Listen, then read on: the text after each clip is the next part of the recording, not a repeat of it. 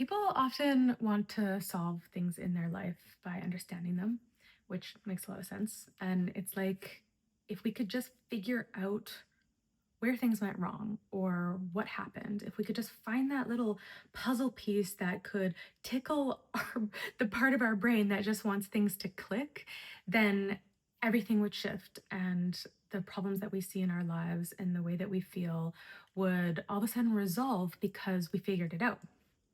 And this is so common.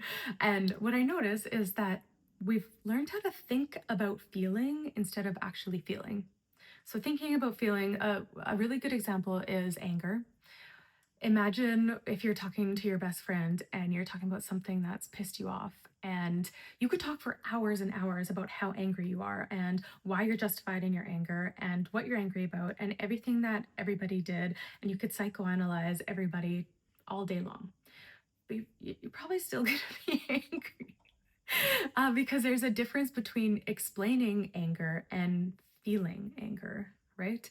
Um, Feeling anger is like, oh, my chest feels, it might look like my chest feels really tight and there's heat rising up inside of me and my jaw is really tense. And that can feel really intense to be with, right? And nobody's ever really probably taught you how to drop out of your thinking, cognitive, sense making experience into your felt experience in your body.